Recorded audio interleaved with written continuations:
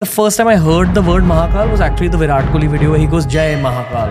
Jai Mahakal, Jai Mahakal. It taught me as a guy in Mumbai who's never heard of Mahakal, it taught me about Mahakal. What in that temple is calling these people? Mahakal is that being which is at the last frontier of your imagination. Wow. And Mahakal is the highest form of Bhairava. There's no difference between Shiva and Bhairava. It is only the Maya of Shiva that makes you see these two as different. I think that's the beauty of Sanatan Dharma in the first place, that you have options. Absolutely. In this path, sanctified alcohol is offered to the mother, by the way. Is that also consumed by the father? Yeah, it becomes prasad. The most powerful Shakti that has been created are three. First is sex, then money, then power. Everything is governed by these three. A man who goes beyond these three is the same. So there are humans around us today on this earth which are reincarnations of a being that was previously in a lower realm. Very often. Sri Aurobindo had written in some of his writings, somebody like Stalin, he was an asura. So the greater the evil, the greater is the amount of damage it will cause. And in fact about Hitler also. Exorcism tried on Hitler by church during that time. After every single spiritualism based episode on TRS, one of the top comments is always bring Rajarshi Nandy back on TRS. This is the first part of a 4-part series that we've built with Rajarshi Nandy during his recent Mumbai visit. We've centered the conversation around Bhairava and Shaivism based Tantra. We go into many tangential directions. You're going to enjoy this episode. It's just like the other Rajarshi Nandy episodes. What I will tell you is that he was in Mumbai in order to collaborate on a project with myself and with my Level Supermind team. Level Supermind is an app that I've built over the last 3 years. It's a mind performance app with a lot of guided meditations built into it. We've got lots of spiritual leaders who've created content on the app, but it's the honor of my life that Rajarshi Nandy's work is now also present on my app. So if you want even more of him after this episode, make sure you check out Level Supermind. He's recorded multiple guided meditations related to multiple different deities that'll kind of help you begin or go deeper into your own journey towards the deities. But for now, all I'll say is that Rajarshi Nandy has finally returned on TRS.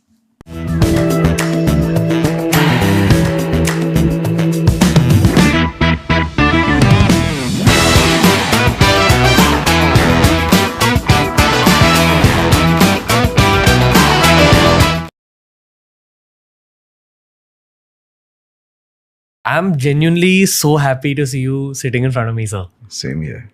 And everyone else is also very, very happy seeing you on TRS. It's wonderful to be back. And Jai Bhairava, Jai Ma Kamakhya, Jai Ma Tara. Jai Bhairava, Jai Ma Kamakhya, Jai Ma Tara. This is the first episode I'm doing without a Tara statue sitting here. Yeah. Because they say that the purpose of statues and devices and yantras at some point is to make its way into your heart and being. So as long as the yantra device or even the mantra lies within your body, you've achieved the purpose that it was built for. Is that a fair assessment? Or you think murtis and other yantras actually have power that should be kept in the middle of podcasts always? No, so that depends. So it's muktis have their power. There is no denying it. But at the same time, what you said is also correct. Eventually, as sadhana progresses, the greatest upasak is eventually that individual, breaking down all technical language aside, whose body becomes the yantra, whose mind becomes the mantra. Whatever he speaks, whatever he acts, it is the deity acting. Ma Tara has to be eventually, she should sit here in the mind, and it is her force that should work through the vak, speech. Okay, and that speech then acquires a capacity that is self-actualizing, means jisko what is known technically as vak siddhi. Eventually, okay, she has 3 forms. One of the forms is Neela Saraswati. She creates knowledge, a very spontaneous kind of outpouring of knowledge that happens. That is beyond jnana. Jnana is like very high level of knowledge you have that comes through Saraswati. She is something that gives you something even beyond that. Okay, it's something bursts out from within your being, and that is perhaps, for lack of better words, what is enlightenment. It is an illumination that comes out through the Shakti of words and through anything that you focus on. It's a different realm. What was the word you used? Some Vak Siddhi. Vak Siddhi. Vak is speech. Siddhi means accomplishment in speech, which is basically another way of saying that such individual, whatever comes out of their mouth, knowingly or unknowingly, has some way, nature will use all her resources to ensure that that comes true. Okay, like as in what you say, the words you use can become a manifested reality. Yes. Will become a manifested reality. People like that exist in... Everything exists. We may or may not be aware. We may not be able to meet such people. But everything is possible. Whatever is possible also exists. Is reality an outcome of the wills of higher beings entirely?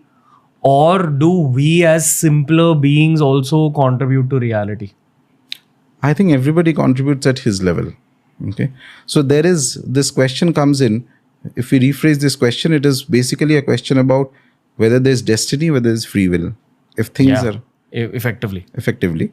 So I had heard a parable long back. I don't remember who it was, some saint perhaps. So there's this young boy, who's standing and he asks the same question to the saint. And the saint tells him, Acha, why don't you stand on one leg? So he decides to stand on his left leg. Okay, left leg is standing, right leg he lifts up. Now he asks him, can you now stand on your left leg also? He said, no, then I'll fall. So he's saying what you did at that time created the karma. Now the reaction is here. Now it creates a constraint. If you lift the other leg also, you'll fall. That much is certain. So there is this constant feedback loop going on based on what you're doing right now, based on things you might have done, based on things that creates a momentum in your mind, body. This is what we call samskara. Things that you have carried from your past birth. Remnants of various tendencies, upasanas that you have done, deities that you have worshipped, people you have interacted with, good, bad, everything. It comes along with that. But it is not fixed, by the way. So that is the game. So you cannot believe that, oh, well, everything is fixed. Why should I make an effort? No. You have to make an effort because by your effort, it is constantly getting modified. And this whole process is engineered by nature, which is so powerful, so fantastic. No human mind can actually comprehend the complexity of this. Is your effort also manufactured then? Perhaps. So it goes back it goes to a very deep state. See, this is where plugging in something from Jyotishas, we say something known as the Drira karmas, fixed karmas. So some aspects of your life may be fixed. For example, if you're born, you'll die. More or less, we believe that the moment of death, time of death, and the circumstances of your death, when you are going to die, who all will be present, etc. These things are fixed right at the time when you are born. Okay, so these are kind of things that cannot be changed easily. Whereas in between, what you do, where do you work, you change your company, you change your house, you have friends, you have this, that, etc. So those are more fluid circumstances that change. There is a certain degree of momentum of karma that is coming and certain activity that you are performing. These two are interacting and producing a result. Okay. I'm still trying to dive deeper into the same thought of, is everything truly pre-planned, including your own personality and including the actions you take? Because free will as a concept is not something I've fully wrapped my head around. Okay, and to explain that, I'll try using my own life because it's probably the largest justice I can serve to this thought. Right. Because that's what you know best. When I play football, there's only one way I know how to play, which is I run all around the pitch. So I'm the guy who'll be everywhere, etc. Football is a showcase of character. My friends know that I'm one of the most hardworking football players. And that's usually how my work happens also. I'm not the smartest or most talented, but I'll run around a lot. And there was a long phase in my life where I was arrogant about my ability to work hard. When eventually I realized that even your abilities are probably God-given. And even the hard work you're doing is fueled because of something else. Right. Why was I not able to work hard in engineering college? I mean, there are reasons for that. But I'm talking about from a natural perspective. The moment I got out of engineering college, there was just an urge to work hard. And unless I'm able to work hard, I don't feel a sense of peace. Now, is that truly my doing? Is that free will at play? Or am I pre-programmed to be able to work hard? Free will and pre-programmed, or fate, for lack of better words, are intertwined so strongly that it is very difficult to separate these things out. You'll have to break down that sentence again. Free will and fate are intertwined so Strongly that it is very difficult for an average individual to find out which part of it is fated and which part of it is my own effort. So the point is, there are two aspects. One is if you're a philosopher, and one is if you're the ordinary person living life. So ordinary person living life, your question is, what has nature given me? Nature has given you an intelligence, has given you a human body, and certain degree of judgment, your circumstances, etc. Within that, things that are inside within your capacity, which is say hard work, so understanding, okay, I need to get this job, I need to prepare for it, to go for an interview, etc. These are things you can do. So this intelligence nature has given you, which means that nature wants you to act based on that. So nature does not want most of the people to sit and think, is this free will or is this destiny? Will I get the job? No. Nature wants you to act according to that law. There will be 5 to 10% people who may have, again, for lack of better words, through their sadhana or whatever else, their mind may have expanded to another zone. For them, nature puts in these questions that no, now you see, is this the only reality? Is there other graded forms of reality? Is things predestined at some other level? Wow. And it comes down here in a way. And this concept, it may sound difficult, but it is fundamental in understanding whether a dream will come true or not, by the way. Whether a dream will come true, as in whether any of your dreams... No, I don't mean dream in a figurative way. I mean dream in a very literal way. When you have a dream, okay, when you have a dream, I was just explaining to somebody 2-3 days ago. So when you have a dream, so people have vivid dreams and all that. So many people have dreams. Good 60% of the dreams come from your own subconscious mind, which are completely junk. It's completely useless. You might have seen something, heard something, that only your mind comes and tells you. Then there is a percentage of the dream that is basically a reality that is happening around you, but your conscious mind refuses to acknowledge it. So then your body and subconscious tries to tell you that ye ho raha hai, this is what is happening. And that is the only time it can do is when you are sleeping. Then there is another dream which comes from a higher level of reality. But this level is not very far from your physical existence. So your reality is both your physical existence and your conscious existence. So where is your consciousness linked to? If your consciousness is linked to the material plane, it is fine. If your consciousness is linked to the plane of the deities, then you live here, but you're not exactly here. Part of you are somewhere else also. Can you link your consciousness to the realm of the deities by simply thinking about it? Very tough. Possible, but you must be an individual with tremendous concentration power. Which is what bhakti technically is. Not always. Okay. So when you ask me this question, there are multiple answers I can see from there. So I can't fully agree. I can't fully disagree. Okay. Fair. So let me complete that chain of thought. Yes. So there is a realm which is not very far from our physical plane. Let's just, for lack of better words, let's call it a lower astral plane or astral plane sort of. Okay. Sometimes dreams will come from there and you will see it is very accurate, like specific details are mentioned, XYZ, ye hone wala hai, that is going to happen, this is going to happen, etc., etc. So those dreams will either happen at a very quick pace, say within 10 days, 15 days or a month maximum, or it can also be changed by the right corrective measures. Suppose the dream says that you might have an accident. So you take precautions, whatever else, jo bhi hai, and you might avoid the accident. You might have just a little bit of scratch on your hand instead of something big. Yeah, you can avoid fully also. There's another dream, and this is the rarest. This comes from beyond the astral planes, which is, again, for lack of better words, let's call it the spiritual planes, the planes where the gods reside and the higher realities are, where ignorance is very less. Okay, those realms, if it comes from a dream, the dream takes time to manifest. It is not going to happen in one day. It will take years. But nothing in the universe can change it. It is something that has been already executed in that realm, and it is just waiting to manifest here. And nothing can be done about it. It is going to happen. It will not happen immediately. Because time doesn't go in the same pace in all realities. So if that happens, maybe a year, 2 years down the line, it is definitely going to execute. If it's going to happen in a very, very visible and proper way. And generally those dreams do not come very often to people, that realm. but it can happen to people who are into sadhana or who have a spiritual bent of mind sometimes. And those can dictate to you things that will happen years later, 5, 6, 10 years later also. And they're unchangeable, by the way. Those dreams are unchangeable. So the point is, whenever a dream happens in an individual, unless he has the capacity to first investigate and understand which realm this dream is coming from, so you will not know. Not every dream is supposed to be taken seriously. If it comes from this realm, then it is definitely going to happen. And then also there's nothing much you can do about it. It's set.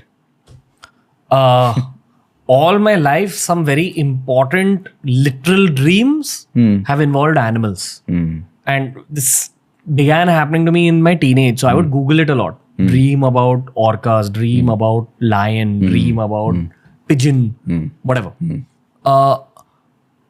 Eventually, I realized that there's a bunch of websites, including one website called arabicdreams.com. Okay. And I realized this is a phenomenon across culture where people have had dreams about animals for years.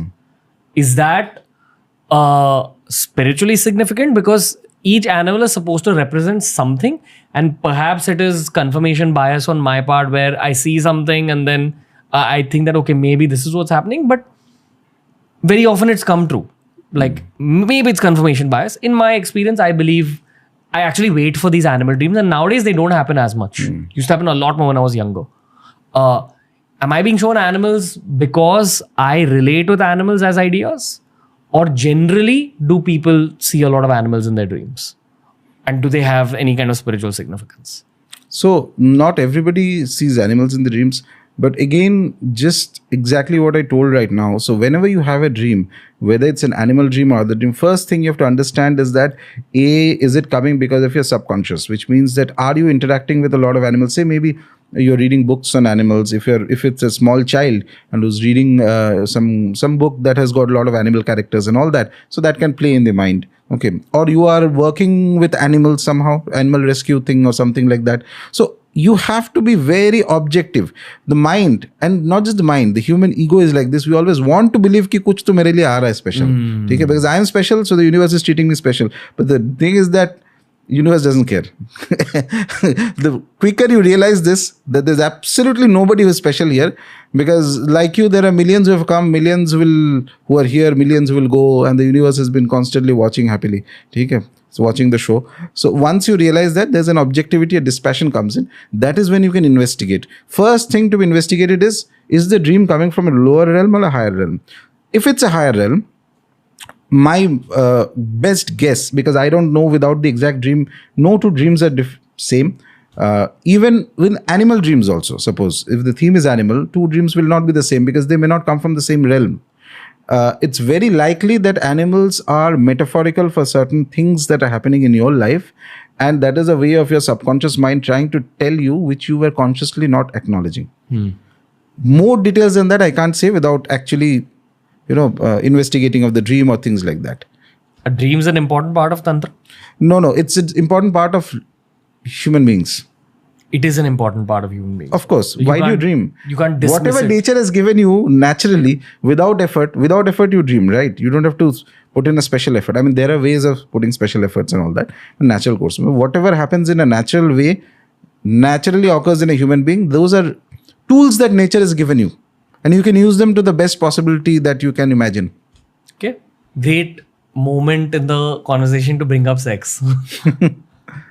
What is the purpose? Because the school of yoga, which I've followed as well until I met you, and you've switched me over a little bit. No, it is Bhairava Baba. He's the one who does all things. Until I met you and Bhairava Baba. Yes.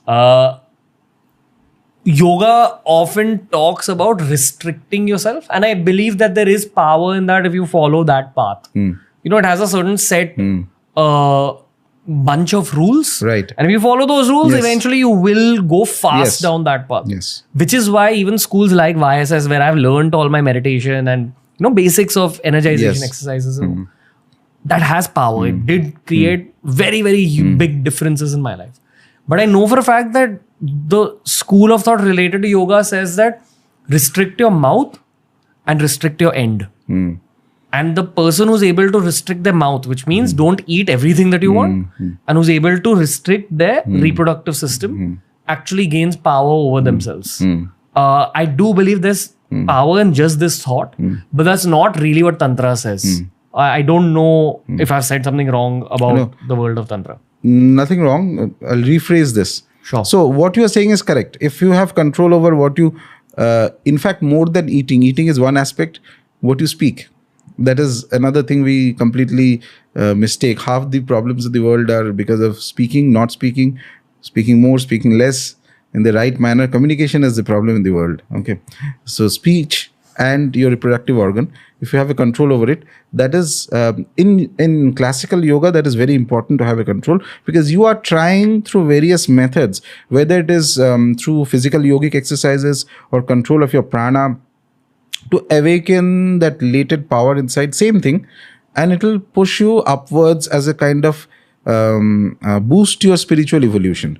In order to do that, whenever you are specifically indiscriminate use of the reproductive organs, indiscriminate use of sex, enhances that force inside your being, which actually kind of debilitates or hampers this process. So that is why the idea is you restrict, or you go into brahmacharya even. Okay, you completely stay away from sex. Here the catch is not just the physical thing, you have to be mentally also in that state. As in, you can't even think of sex. Yeah, that is more difficult than that. Because what is going to happen in this world, the most powerful Shakti that has been created are three. First is sex, then money, then power. Everything is governed by these three. Iske aage destinies are connected to these three. A man who goes beyond these three is a saint. That is the first step towards sainthood. Sex, money, and power. Yes, all three, everything, good and bad, everything. Whenever human beings revolve around these three chakras, and these three chakras are just this: sex, money, and power. Okay. Power comes from here. Power will manifest as your ego or corruption or greed. I want more. Same thing happens in all the three, by the way. There's an element of greed involved. So once you enjoy it, once you enjoy power, once you enjoy sex, once you enjoy money, the next thing is that I want more of it. I want more of it. And that will, the moment you want more, it is going to corrupt your discrimination power. And then you will make mistakes. And then you will justify the end justifies the means, which is never true. Till the time your grahas are good, you will have a good run. Then the day things change, you will fall. And that is all destinies in the world. Human life revolves around these three things. Everything. Fundamentally. But say if you are doing a Tantra practice, as is the case with so many of the listeners who are listening in, what is Tantra practice? It's practicing upon a mantra. Using a yantra. If you are abstaining, if you are keeping a sattvic diet intact, you're trying to also follow the yogic way. Will it add power to your practices? So coming back to the fundamentals of Tantra Sadhana, the way I read from the text and the way I believe it works. So Tantra believes in a graded form of practice. Okay, the initial stages, which is that it believes in what is known as Dakshinachara Tantra, the right hand path, let's say, for the sake of easier understanding. So there, all these rules come into play. So you have restriction of food, what you are eating, you have restriction of physical intimacy, and baki jo whatever rules are there, all are there. But you have the liberty to use all mantras, all yantras, all tantras. Okay, everything can be done, but only in the sattvic manner. This is Dakshinachara. Okay, and it's very popular in a lot of places in India. Large part of Tantra Sadhana that goes under practicing Tantra, a lot of people actually do Dakshinachara Tantra. Okay. I would argue that even any Hindu in India who's doing a puja at home is actually doing Dakshinachara Tantra. So you have to understand this. So when you're doing a puja at home, you might be doing it in the Puranic method. So Tantra comes into play when those mantras and yantras come into play. Without that, there is no Tantra. Gotcha. So what's a version of a sattvic yantra? No, sattvic yantra nahi. So basically, you will need to, even to practice Dakshinachara Tantra, you need to have an initiation into it. Okay, gotcha. So that is the entry criteria. Okay. So without initiation also you may worship, but that worship is, there are restrictions that certain mantras cannot be done, should not be done, may have a counter, effect on you. So if I'm doing my Om Bhairavaya Namah jap, which I've learned from your video, am I not initiated and am I not doing Tantra yet? Let's say this is the preliminary stages. You are doing sadhana that is akin to Tantra sadhana. But that is not fully Tantra sadhana. Full Tantra sadhana requires an initiation and a proper one. So here, for the sake of clarity to the listeners, when I say initiation, I don't mean upadesham. So there are two things. One is upadesham is an advice. So I tell you chant Om Bhairavaya Namah, or I tell anybody, that is an upadesham. Okay. Now for initiation is a puja that the guru will do, who's qualified to do, on a disciple. And the aim of the puja is basically so that that specific individual from that point onwards will worship Devi, mostly Devi mantras, Mahavidya mantras and all that, without, there should be no obstacles in his path. This is called the Abhishek Diksha, and that is very important in Tantra. There should be no obstacles in his path. Yes. Means that you are starting off in the journey of sadhana. Say, suppose you want to do Mahakali sadhana, so simple, or Matara sadhana. You go to a guru, the guru says, okay, you have fitness for it and all that. So on an auspicious day, he calls you, he does a specific puja in your name, you will be part of the puja, havan, and a lot of things will happen. And then he will give you the mantra after that. And say from now on, he will tell you what are the rules of the mantra, how to chant, when to chant, etc., etc. And the aim of the puja is basically, in his parampara, the deities he worships and the others, he's asking them that there should be no obstacles in the path of his sadhana. Let his sadhana go smoothly. Okay. And that is important when one enters into the realm of Mahavidya sadhana. Mahavidyas are very intense forces. That becomes important. Now, coming back to the question, after Dakshinachara, there is a stage that is Vamachara. There are certain tantric schools that don't go into Vamachara. They only restrict themselves only to Dakshinachara. But there are Kola Tantras which specifically mention, and there are very fantastic texts from 10th century, 11th century, a lot of them actually, text after text. Shastras are very clear on this, that after you master Dakshinachara, then you enter Vamachara. Vamachara is left. Vam means left. Okay. So this is where till now you are doing everything, but you are doing in a sattvic manner. So you are using the mantras. You have the right to do Mahavidya sadhana on this in Dakshinachara. Say you are doing Matara or Mahakali upasana. You are doing the japa. You are doing mantra anushtan. Baki, everything is there except you are using sattvic ingredients for the puja. The moment you enter into Vamachara, you have to start using the Panchatattva.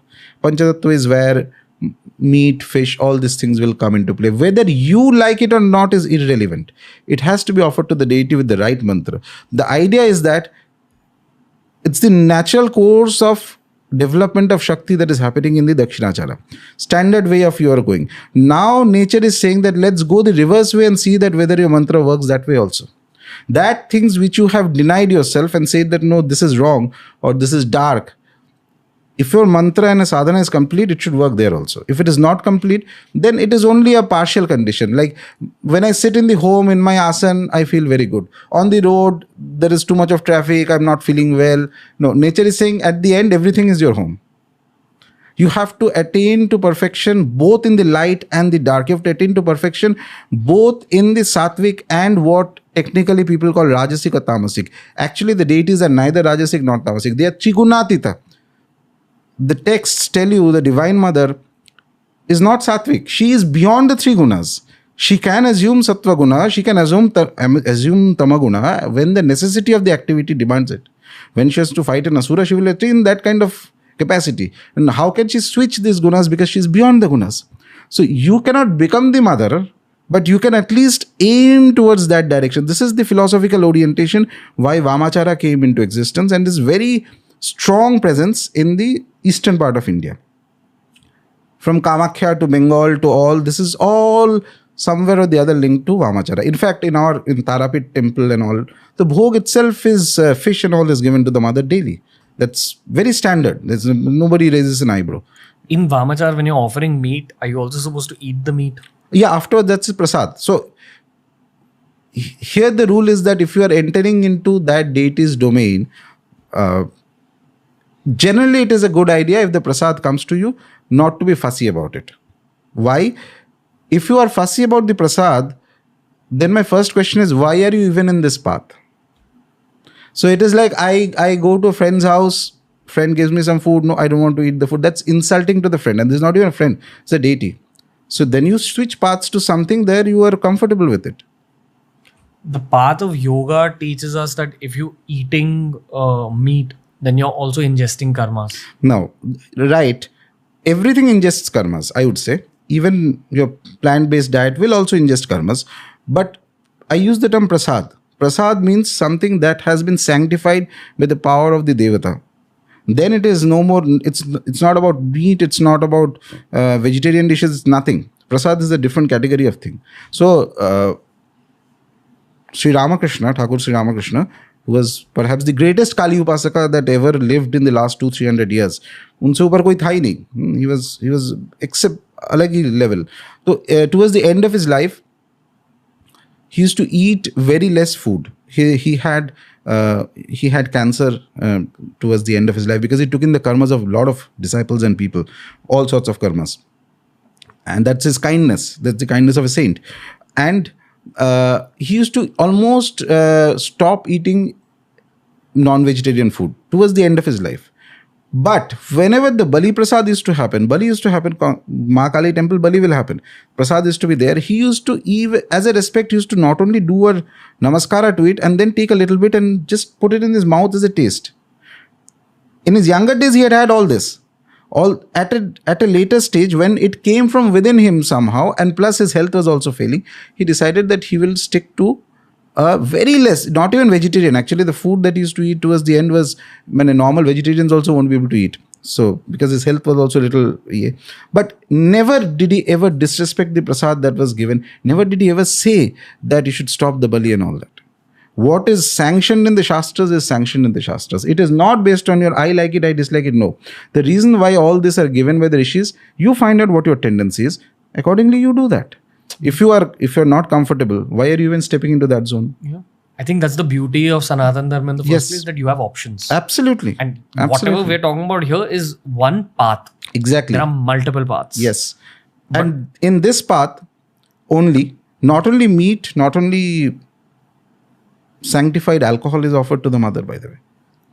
Is that also consumed by the upasaka? Yeah. It becomes prasad. In fact, I remember once I was doing a mantra of Devi mantra, which had just appeared in my mind. Some issues were going on. So I thought I'll just do one mala of it for 9-10 days. And I had a very fantastic result. And that inspired me to carry on the mantra. So there was a mantra I was chanting for a few days. And then at the end of it, after around 40 days of chanting, I visited a very old Kali temple. It must be at least 600 years old. It was in western part of India, which is not even eastern part. Okay, Rajasthan Kali temple. And it was a casual visit. I was visiting the city and I just went there. And I remember the Panditji was there. And I just put my hand like this. Charnamrita is given to whoever comes, prasad or charnam. So he looks at me and he pours something in my hand. And I just consume it. And there's a immediate, like a tongue, that this is not water. And then I'm looking at him and then he's smiling at me. So this was a prasad. This was sanctified karan, we call it, which was offered to the mother. And then he gave me a bit of the prasad. It was alcohol. Yeah. But we don't use the word alcohol. We use the word karan because it cannot be randomly just picked up. So there are mantras and processes through which it is purified. And then only it has to be offered to the deity, mother. And after that, it becomes prasad. Okay.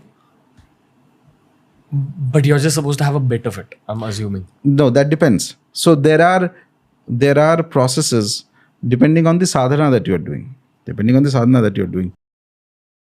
The thumb rule is that you can never allow it to control you.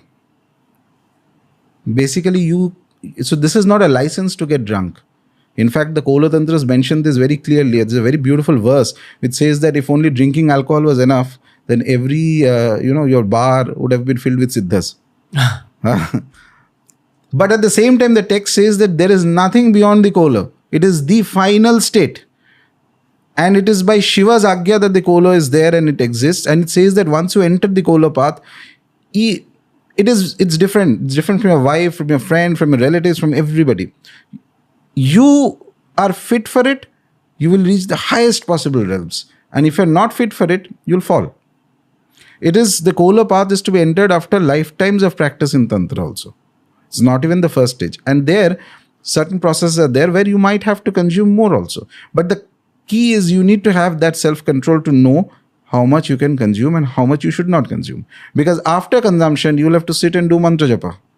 You'll have to sit and do puja. There can be no flaw in it. Damn. Yeah.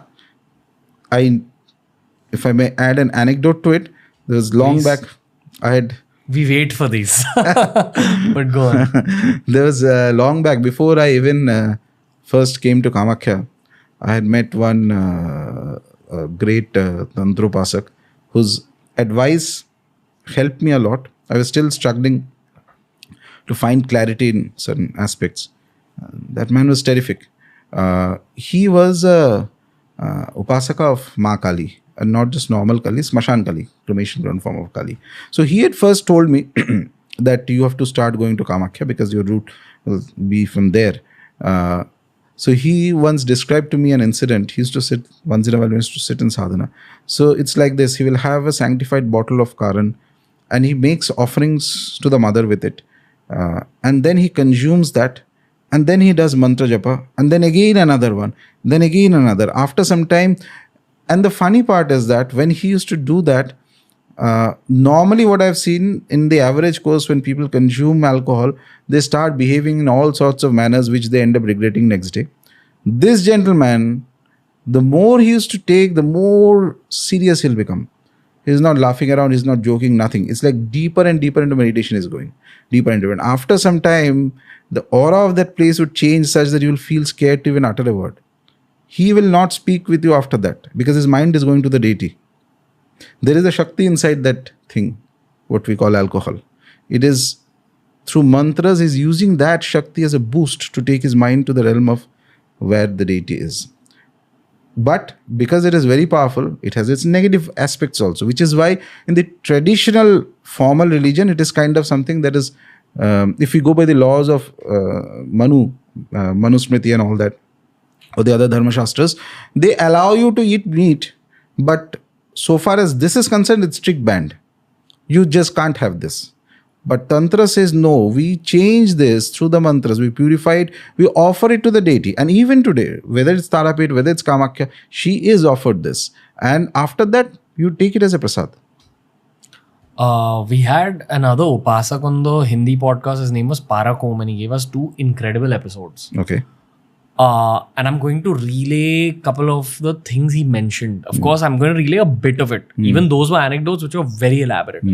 But in the first episode, he spoke about how in particular Kal Bhairav mandirs, they even offer tobacco. They offer cigarettes as prasad. Yes. You've experienced this? Yes. Same logic as what we spoke about with the liquor? Little different. So what has happened is, over centuries, the upasana of Kal Bhairav has reduced in India. Something I had mentioned earlier also. So because of various reasons. The peak Bhairava upasana used to happen in Kashmir. So after that, Bhairava got relegated to the realm of Kshetrapala, protector. But the main upasana used to happen with Devi. So this offering of whether it's cigarettes or whether it's alcohol that's offered, Kal Bhairav mandirs, almost all Kal Bhairav mandirs you can offer alcohol to the deity, no problem at all. But it is done in a very less formal manner, if you look at it that way. If you go to the temple, so people can just buy a bottle and just give it to the Panditji and he will do some mantras and give it to them, etc. Whereas in the main Tantra mark, and therefore you can offer cigarettes and all that also, especially those pratishthas of Bhairav which are close to cremation grounds, definitely you can offer. And there are some places where even, in some places where Bhagavan Dattatreya is also offered these things. But Devi Pratishtha, properly Tantrokta Devi Pratishtha, normally we do not offer this. Because this, so we do as the Shastras tell you. It is not based on what you feel like. But the Shastras contain something about cigarettes. No, it doesn't. That's the whole point I'm trying to say. That it doesn't contain anything about offering cigarettes or anywhere. This practices, because the Bhairava practices were relegated to the sidelines, so these developed in a more local flavor. So people thought, I can give alcohol, I might give cigarette also. So that way. And Baba is kind. He accepts it. I'm not even saying that he's not accepting it. He's accepting it. But this practice does not have any basis in any Shastra. Whereas offering of alcohol is very clearly mentioned. There are elaborate chapters on what mantras to use, how to hold the patra. There is a particular mudra for it. Everything is there. So because Bhairava practices kind of remained on the sidelines, or even in the tantric field, and I mean this is like after 13th, 12th century when Kashmir fell, that was the peak Bhairava. So their Bhairava practices were based on shastras they had, Kashmiri Shiva shastras and all that. After that, across India, Bhairava practice was mostly confined to whether it's Kapalikas, Aghoris, or Tantrupasaks who take Bhairava as the Kshetrapala. So they are not particularly worshipping Bhairava, they are worshipping the mother. Bhairava is a protector of that area. So it's one of the Anga Devatas, Parivar Devatas, or even as a consort also, not that intensity of focus was on Bhairava. So what happened is some practices developed which is perhaps not approved by the texts. Cigarettes is one such. There is no text I have come across, at least to my knowledge, any of the standard tantras that mention anything about offering cigarettes. Okay. Second story that he brought up, I forgot the exact name of the being that is being summoned, but it's a sort of dark usage of tantra in the first place. I think it was Visha Kanya or something like that, if I'm not mistaken. Visha Kanya. For lack of a better sentence to explain it, it's basically some sort of a darker angel or a darker demonic entity that you can keep with yourself throughout your life. But the process to get it is very elaborate. And the last stage of that process includes human feces and rubbing it on your own body and all that. Actually, the term Vishkanya is specifically used for certain types of feminine energies who have that capacity that they can destroy anybody the moment they get into any kind of equation, physical intimacy with an individual. As in, you're referring to human beings? It can be even invoked inside a human being. There can be women also specifically with certain yogas whose life will be like that. They have, so here there are souls that are born from different realms. There may be somebody who may have been some other realm has come down. If the deities can come down, things lower can also come down. So there are humans around us today on this earth which are reincarnations of a being that was previously in a lower realm. Very often. Really? Yes. Because this is the realm, this plane of ours is where things happen very fast. That's our specialty. Yes. Two things that are our specialty. One is that things happen very fast. Means your average human life, 70, 80 years max. So from the realms they come, 70, 80 years is like blink of an eye. Okay. 2-3 lifetimes you can change your destiny completely. Mane tum fakir se raja ban sakte ho if you have the determination for it. 2 to 3 lifetimes is nothing from where they come. From their realms it's like 600, 700 years you do nothing, chupchap baithe raho. Which is in our terms is like what 7-8 lifetimes is gone. Right. So they like to come here, but nature is very smart. The maximum amount of Maya is also here.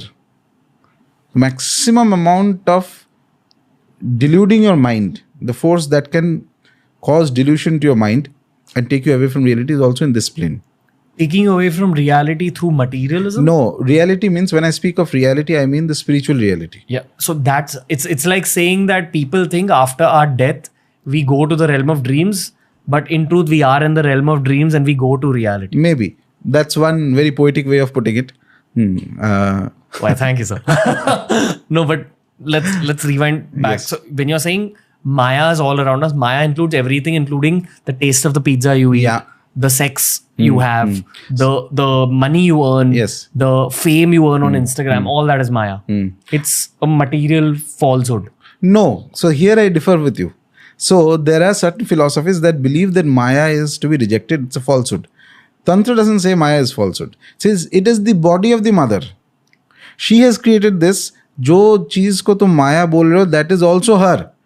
That is a manifestation of her, but in a constricted manifestation. Your job is to see through that, see the larger manifestation of her. So it is not real. Your pizza that you're having is not real. You have to work through this realm. This realm, if you start with that idea that nahi sab bekar hai, then it will go nowhere. You have to first appreciate what is happening around you.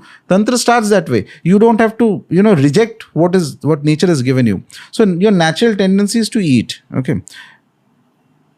if you leave aside all biases and if you look at the history of human development, you'll see that meat eating has always been there. It'll always be there. You may like it or dislike it, doesn't matter. Never ever is it going to happen a state where people will not eat meat. In fact, your gut has the capacity to digest meat. Okay, naturally it has happened. You did not create it. One individual did not create it. Natural tendency for sex, certain amount. I'm not saying excessive, or I'm not talking about perversions. I'm talking about a normal healthy tendency, to the extent that we have dharma, artha, kama, moksha. Kama is desire. Desire is actually considered as a very good thing within limits. Okay, it makes your life happy. Why should you not be happy? Why should always you have to be grumpy about it? Ki sab chhod ke mujhe bhagna hai? No. So Tantra says all these things that has been given to you, that which is deluding you, let us now find a way that inside it, what is the germ of happiness, germ of spirituality inside it. I will use these very things that are supposed to make a person fall to help myself ascend upwards. I am not going to reject it. Ki nahi mujhe ye nahi karna, mujhe nahi jana. No. But yes, to do that you have to have discipline. Certain amount of disciplined way. So when coming back to the question that you had asked, even when sex is to be used, it is to be used in a very disciplined way. It is not indiscriminate. Which you're talking about Tantra. Tantra. Okay. Outside Tantra, I'm not interested. In Tantra, it is used in a very disciplined and specific manner. It is not something that is random. So we do not reject Maya. Maya is basically your capacity to not see the whole picture. The largest picture is that there is a constant reality. The smaller picture is that we are sitting and having a discussion. And this, that, whatever else you are going on, smaller picture. Okay. Now, the idea is you see the smaller picture, but you don't run away from it. You appreciate it, you connect to it, and you find something meaningful out of it. That is where Maya, the philosophy of Tantra, differs from the philosophy of few other Vedantic philosophies, where Maya is kind of looked at as, okay, it is very negative, we should not go into that. So there we are saying that it's not necessarily negative. There's a bit of ignorance into it. That is because the great Shakti who has created this universe, she constricts herself. Small, so that for our understanding, and eventually enters even into the inanimate object also. Now, your job as an upasak is that find her even in here. It's not that God is up, God is around you. The divine is around you. That is the first principle of Tantra. Divine is around you, you find it, and in order to find, there are certain practices and all that. Mantras, whatever it is. Okay. So that is very important. Now, the other thing is, what is an individual's Maya? Everybody has some Maya, by the way. Constantly. Anything that you are very strongly attached to is going to create some impact on your mind. Let's say that is Maya. Okay. That anything that you are attached to. So you are attached to, say, suppose you are attached to money. And suppose you have a loss. So obviously you will feel bad. Everybody feels bad. Right? So that is how this kind of attachment is the thing that is problematic in this world. And the ability to switch from attachment to detachment is the capacity of a great human being. Perhaps romantic love is also one of the greatest attachments of our 100%. Life. You think you love your wife or your husband. Most of it is destiny, emotions, hormones, this, that, etc. Do you love your wife? Everybody loves their wives. Okay. This is something I've thought a lot for myself, right? It wasn't meant to be a stabbing question. I was actually wondering for myself that I do feel myself getting more detached with the Bhairava mantra, and I'm at such a preliminary stage. But specifically for an upasak, it is very good to have a partner. Like if you're a man, then having a wife, or if you're a woman, having a partner who understands the practice and who also practices. If there is a complementary practice, then it is very, very helpful. In that sense, my wife's practice really helps me. She also does a lot of upasana, and that actually allows me the freedom to do sadhanas which I can do, otherwise I would not have been possible. Perhaps love, especially from the tantric perspective, is much more about spiritual companionship. Spiritual companionship, and even non-tantric perspective also. At the end of the day, it is companionship and adjustment. Yeah, fair. I mean, any couple that stays together in the long term has become each other's spiritual companion. Yes. You live as one being. Yes, provided there is so it is not always the case, by the way. So I've seen the opposite sides of it also. So that is why I advise people that if your partner allows you to do sadhana without obstruction, And so long as you're doing sadhana, that is, there's not destructive sadhana. ठीक है, वो भी हो सकता है. वैसा नहीं, normal course में we're doing a standard spiritual upasana. And if your wife or husband does not obstruct you from doing that, then consider yourself lucky. Okay. The overarching conversation here was about negative beings. Sorry to bring it back there. That's not something I know that you enjoy. No, I mean, I know that you don't enjoy talking about it, but I think my question is much more about reincarnation of negative beings to understand our reality better. Because if you simply look at everyone on earth as one family for the sake of this thought experiment, we're a set of souls, some sitting in Mumbai, some sitting in Banaras, some sitting in Dubai, some sitting in London, some sitting in Argentina, America, some scientists in Antarctica. Somewhere we're all connected. Are we all put into this reality to get out and go to the next one and live our own random material lives and eventually find something spiritual over the course of many, many lifetimes? Is that the reason all of us are here? Because that's something I've thought a lot about. But when we're talking about this Visha Kanya and these negative beings that also are within our reality, perhaps in a human body for one lifetime. No, they could be for more lifetimes also. Really? And the tendencies manifest? Yes, of course. As what? Evil? Evil. Evil will do evil. Like murderers, criminals. I sometimes feel that a lot of the serial killer types are possibly some kind of negative beings who have been either incarnated or, which is easier for them to do, which is influenced by them. It's very easy for them to influence human beings. Very easy. Specifically, some people who vibrate to those things, which means that there is a craving for three things: money, sex, and power. Any of the three deep cravings are there, and they have the capacity to very easily read those cravings in a human being. So accordingly, they will, give you that reward and think, you do this, you do that, etc. Eventually, they will lead to disaster. Which is this whole Illuminati conversation. Possible. The conspiracy There's of a theory, the Illuminati. That many are governed by demonic entities. Like Right. I have a lot of Catholic friends who talk a lot about this, how there's probably a lot of powerful people in the world who are governed by demonic entities. We are giving the Sanatani Tantric version of the same story here. No, yeah, I do believe that perhaps this is true to some degree, though I don't say that I have any direct knowledge of it, but it makes sense if you think about it properly, and if you see the kind of evil and good that is there. So the world is like a small playing ground where the most supreme power, which is Adi Mahashakti, she allows everybody to come in and have your fun. You fight it out. See who wins. When balance tips very badly, then there is an avataran. There's a great force, there's a great being whom we worship as Lord Vishnu. He comes down to set the balance again. I'm so excited and yet at the same time not surprised that you got the exact question I was asking without me asking this question. Like when you use the word playground, that's exactly what Yes. I was visualizing in my head. Yes. My question to you is, what is this playground that we call the earth? So this is a playground to determine what you want to become. Free will again. You have been given a free will. So you want to do evil, you can carry on. And there will be consequences to it. So there is no free anything here. So there's a playground and there is the law of karma. There's karmic repercussions of it. You want to...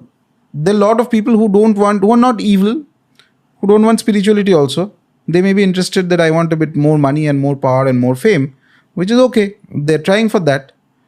The moment you take shortcuts and things like that, the various types of shortcuts, then you allow evil to enter into your mind space, your life.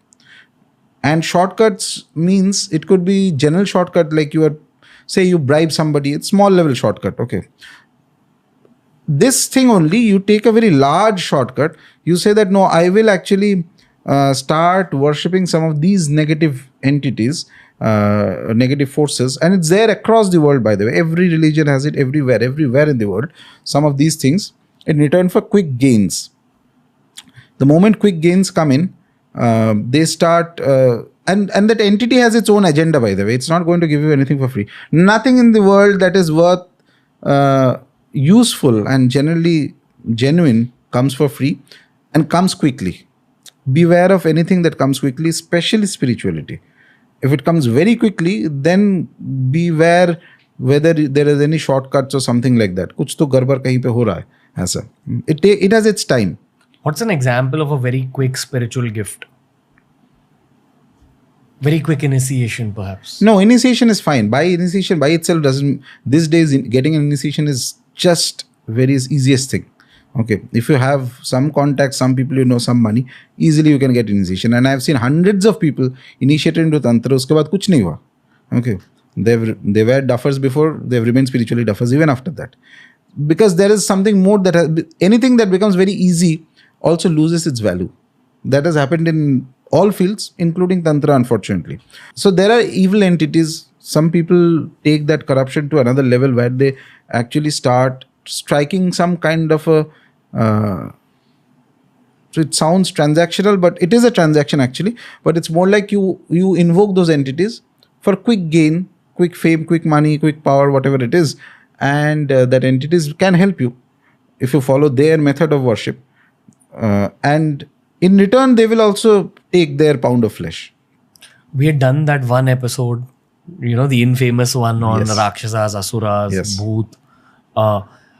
It was done for a couple of reasons. One, that whole phase of my YouTubing journey was about the occult, and I genuinely had curiosity to explore it. But the second reason is, at that point, I felt that that's how you can attract a YouTube audience to come and listen to what the truth about Tantra truly is. I thought it's a great marketing ploy. When you're talking about these entities right now, are they also amongst that same Yeah, they fall in that same scale. that set we spoke about? They belong to that school only. Maybe the class is different. Somebody in class 5, somebody in class 10, वैसे type का. Okay. So it's the same within that realm. So these things, the last that you described, those are very dirty kind of practices where you have to use your own feces and all that. It's there. Specifically, specific types of beings which are very negative, which are called pishachas and all that. Those who worship them, they use those things. So even this Visha Kanya would come in that same scale. Somewhere there in that. Got it. For those of you who've not seen that particular episode, it's a very scary episode. I do not recommend that you watch it if these kind of conversations trouble you. And for those of you who want to go watch it after this particular episode. It is equally exciting as well. It's scarier than a horror movie. We'll link it down below. You're my 9th conversation of this week. Right. So it doesn't feel like a regular podcast because I'm just talking to you and I ask you my doubts anyway. But it does require a slightly heightened level of focus. Right. I don't know if you feel a heightened level of focus when you're doing these. So in general, when these conversations come, there has to be the energy. If it has to impact an individual. So what is it that impacts? It's not the words that impact. People think that for any speaker, it's the importance of the words, the specific. No. Behind the word, there's an energy that goes out from the speaker. And it is that energy, the quality of the energy that will determine if there is going to be any impact or not, or what kind of impact. Yeah. I want to actually talk a little bit about the project you and me are also working on. Yeah. In a very brief way, we won't even break it down too much. But you've recorded meditations for Level Supermind. Right. And we were just talking about how outside, when we are recording meditations, you do put your spiritual force into it. Yes. I would argue that it is almost slightly physically draining while you're recording it. I don't know if you had the same experience. Slightly, yes. Because you're kind of leaving it for a permanent purpose that it should heal people 30 years from now also. So for that 15, 20 minutes that you're recording the meditation, you're really putting your life force in. 2 questions. One, did you feel that bit of power exchange? And the second is, when we talk about using spiritual force to create something artistic, where is it originating from? Yourself? Or is it passing through you and then the passing through is the tiring phenomenon? So initially, I enjoy the concept of the project and I hope that it is really helpful to people. They can, use it for Bhairava meditations. And so create something so powerful and so permanent that it is not dependent on the individual. So the energy has to go on, and it will benefit it. There will be people who are coming later, they'll use it, they may have great experiences, they may reach a stage much higher than you and I can ever reach. Anything is possible, right? So all that way is very good, yes. But whenever I don't know about other people, when I am having a conversation or trying to this kind of conversations, spiritual conversations, so there is always a bit of an energy drain that happens.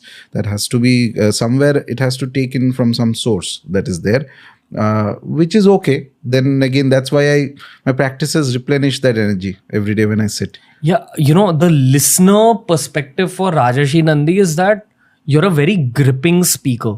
Now, Okay. if we truly reverse engineer that phrase, that why is this human being a gripping speaker?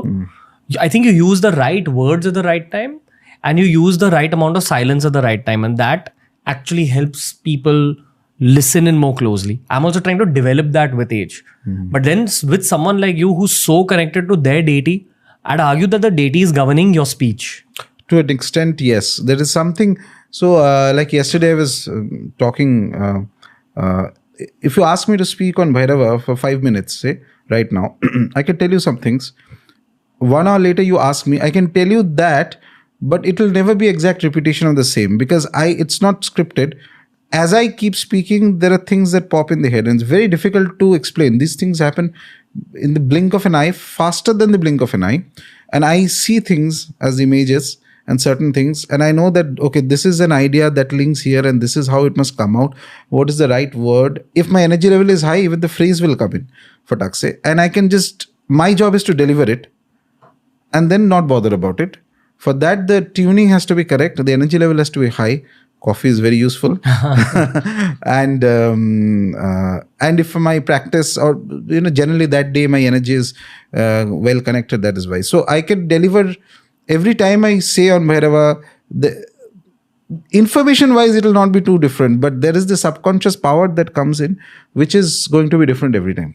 Subconscious power makes it different. Yes. I've always wanted to ask you this as a bro and not as a podcast guest, that all this information that you have in your head, I've asked you this before also, and you've answered by saying that you've read the work of Sri Aurobindo, and then we've had that whole tangent. Yeah. But there's a lot that you know about. I know you began in engineering college, and I know you weren't in an IIT. So you were a good student, obviously, but you weren't the best student or anything like that. So you're not like someone with a photographic memory, at least I would argue. Like, my point of saying all this is, academically speaking, you're definitely smart, but you're not in that absolutely not. top rung. So how do you have this ability to remember so much now at age 43. 43? Has it developed with time? Is it an outcome of you remembering everything you're reading? Or is it again the deity kind of acting through you? No, it's so deity chooses the right vessel. So it's not like I don't remember. If I enjoy something, I'll remember that. If I've read it, so I have it's not a photographic memory or anything, but the gist of it remains with me and for a long time. Remembering is not the thing. What I feel that the blessing that comes is that, suppose I'm speaking of a particular topic and speaking for me is not just speaking. It's like, for lack of better words, it's you have to focus, you have to concentrate. It's like a meditation in a way. So right moment, something or the other pops up that you had read that book many years ago and that paragraph and there was this story. The meaning of this story is I am also understanding at that time. This is how it links. And that is how it comes. And it happens very fast. It happens organically. I can't replicate it again. This is what just naturally happens if I am in the right mood and if my energy is correct and if I have a receptive audience. That is very important, by the way. It's extremely important for me. So you bounce off the energy. Yeah. I don't speak. So if somebody is in front of me, I know that from the body language, you don't have to speak. I know that is not tuned to accept spiritual realities, or there is something about the individual which doesn't gel with me, for lack of better words. With due respect, then I'll completely avoid any spiritual conversation. Fair. I'll speak of the weather, there's that game and everything. I'll consciously avoid. these conversations should be in an environment where there is a certain degree of receptivity. And that is how it works best, in my opinion. Yeah. I'm not going to take the name of this person, but he's a friend of mine. He's a very big YouTuber. Okay. And he is an atheist. And he's a good guy. Like, he's a kind-hearted guy. I don't think people know that about him. So they make a lot of judgments about him on the internet. He's a very successful YouTuber. Okay. And he's doing well for himself. But he's, as we would call it, a kattar atheist. I love hanging out with him because there's very intelligent conversation that comes out. That's what I'll do. I won't talk to him about this kind of stuff. I've always looked at him when he's propelling atheism. And I've wondered to myself, dude, like, I love you and I'm not going to counter you because you won't accept my counters in the first place. But in that playground scheme of things, in this realm that we're in, there is a couple of questions for you. What is the purpose of an atheist? And secondly, with a guy like this who's materially successful, very, very intelligent, critical thinker, but kind of hates the idea of God or dislikes the idea of something beyond rationality and scientific evidence. What is their role in this earthly playground, in this life? And then I would argue over the next 2, 3, 4 lives as well. The only personal anecdote I have here is I have another friend who's been an atheist all his life, and he's gone through some tough times, and finally he's reached a point now where he goes like, you know what, bro, I don't believe in God, but I definitely believe in the universe. And it's the first time hearing him say this since age 13, and we're 30 years old. So in 17 years, for the first time, he's spoken about something metaphysical. And I'm like, cool, that's progress at least. So back to those first 2 questions. What about the average atheist? What about materially successful atheists? So the first point is that when I say the word playground, it's a playground of possibilities. Every possibility that you can imagine, every possibility that can happen, okay, good and bad regardless, everything, all shades of all colors have been allowed to have a free run. So which means that the atheist is also important in this scheme of things. Whatever little percentage it is there, because you know what is faith only when you understand, when you see atheism also. So it is like the whole world is a counterbalance between things. You know, one side you have people, I'm generally speaking, a lot of spirituals people have reservations about tantra, using meat and all that. So ye aapka kahan se aa raha hai? Because you have a certain perspective that this is something like that. Premonition. Premonition bhi nahi. Premonition is the wrong word. So you have an idea that supposedly there is what I call the sattvic ego. Okay. I am very high and all that. So, but that comes with perspective of something, right? I don't agree with that, and I completely find it funny. But regardless, my point is that this whole world is a constant comparison. There is no reality that is not without a measuring scale. This is what is duality. So duality, in order for it to function, there has to be all aspects of a thing. You cannot just have one sample and then ask ki ye acha hai, ki ye bura hai. Kaise pata chalega? In comparison to something only you will understand this is good or bad. You know there are gods, that is why there are asuras. And there are believers, and then there are non-believers. Atheists. So from my philosophical point of view, everybody is there, everything is there in this world, everything, all the darkest shades to the purest shades, everything. Great Siddha Purushas are there, tremendously evil entities incarnated in human beings that are also there. Everything is there simultaneously. It's happening. It's like a playground and a battleground. Okay. How would you quantify tremendously evil? Say Stalin. So how many people did he kill? Okay, I don't even know the numbers. Say, or the Nazis, or tremendously evil, right? Inflicting pain within this realm. Pain, horror at a mass scale, not for 1 or 2 individuals. So the greater the evil, the greater is the amount of damage it will cause. That's wow. I didn't expect you to answer that question. Like when that question left me, I was like, I wonder how Sir will answer this, but. The amount of damage at the end of the day, like I was explaining, it's only your actions that matter. what you feel inside, मैं बहुत संत आदमी हूँ, I am very bad, I am depressed, I am happy. Nobody cares. The world doesn't care. What are you doing? What is your activity? Based on your activity, you will be judged. Okay, so your activity has been so evil. Somebody says, your means says Stalin, somebody like Stalin, so evil that I don't know, millions and millions and how many he killed and all that. You can be very safely, you can categorize him as an individual who is extremely evil. Right? You'd argue it was a reincarnation from a lower realm? No, I would like to, I think Sri Aurobindo had written in some of his writings, he was an asura. Stalin. He was an asura. Shri Aurobindo has categorically written this. Yes, I don't exactly remember which text was it right now because I read it long back, but he was quite clear about this. And in fact about Hitler also, by the way. He had mentioned that there's a very interesting episode where he mentioned that there is a being who used to appear in front of Hitler, dressed up as, he used to call itself as the Lord of Nations or something like that, dressed in some kind of a silver attire or something, would appear in front of Hitler and would direct him where to attack and what and all that, etc. Various things were there. By the way, there was a exorcism tried on Hitler by, I think, the church during that time. Really? Okay. So all these things are there.